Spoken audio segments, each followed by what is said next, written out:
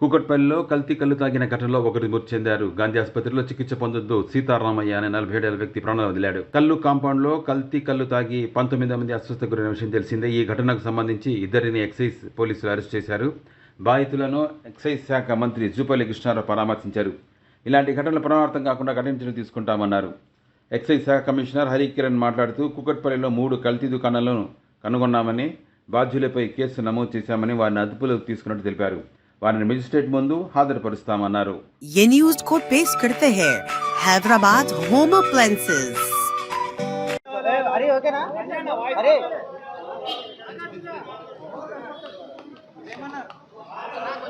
मानो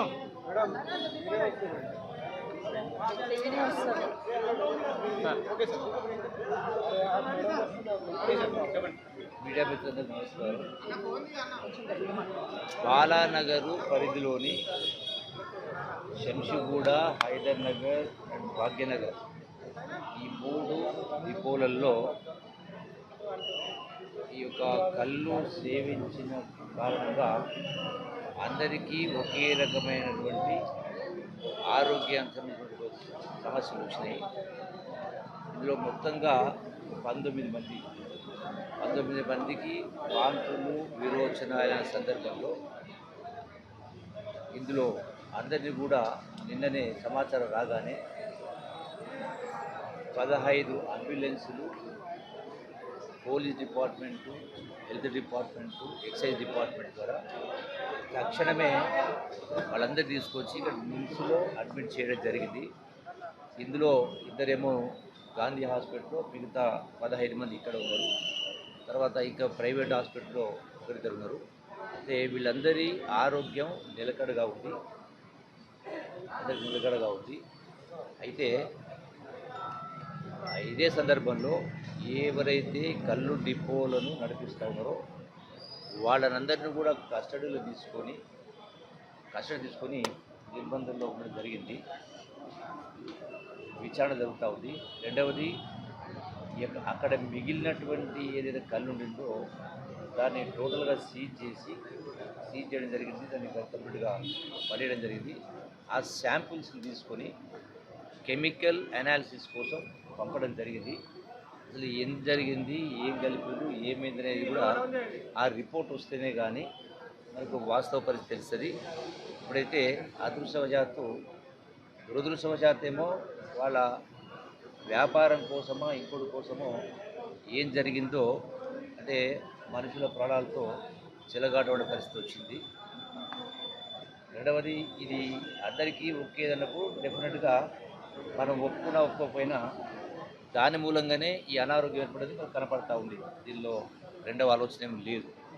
అయితే ఇలా ఏం జరిగింది అనేది కెమికల్ అనాలిసిస్ రిజల్ట్ వస్తే కానీ జరుగుతుంది. రెండవది, ఆ యొక్క డిపోల యొక్క లైసెన్స్ను కూడా వాళ్ళ మీద కేసెస్ రిజిస్టర్ చేయడం జరిగింది. వాళ్ళను కస్టడీలో తీసుకోవడం జరిగింది పోలీస్ డిపార్ట్మెంట్ వాళ్ళు. సో దీనిపైన టోటల్గా ఎంక్వైరీ చేసి నిత్యం కూడా నేను చెప్పడం జరిగింది, నిత్యం కూడా వీటిని పరిశీలన చేసే కార్యక్రమం, నిత్యం ఎంక్వైరీ చేసే కార్యం జరుగుతూ ఉండాలి, కేసు చేసే కార్యం జరుగుతూ ఉండాలి.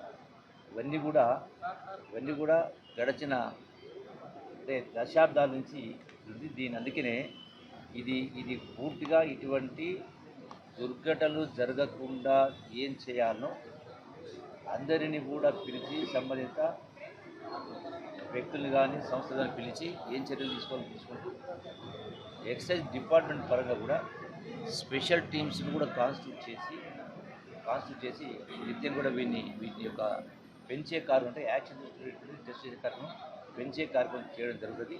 సో ఇటువంటి జరగకుండా ప్రభుత్వ పరంగా అన్ని చర్యలు తీసుకునే కార్యక్రమం జరుగుతుంది. అంటే అది 100 మందికి వాంతులు, విరోచనలు వచ్చిన కారణంగా తక్షణమే స్పందించి డాక్టర్లు చెప్తా ఉన్నారు. ఇమ్మీడియట్ రియాక్ట్ అయ్యి 15 అంబులెన్స్ పెట్టి hospital teams, excise teams, police teams ఇమీడియట్గా రియాక్ట్ అయిన కారణంగా వాళ్ళందరి ఆరోగ్యం కూడా నిలకడగా ఉంది. సో వాళ్ళందరూ కూడా బహుశా నాకు తెలిసి డాక్టర్స్ ఇచ్చిన రిపోర్ట్ ప్రకారం ఈరోజు సాయంకాలంకు రేపటికో డిశ్చార్జ్ చేసే పరిస్థితి చూస్తాం. కళ్ళు తీసుకొని ఎవరైనా చనిపోయారా? Will take all necessary steps to take action against the concerned persons who has done this mischief. Sir జరగకుండా చేసే కార్యక్రమం చేయడం.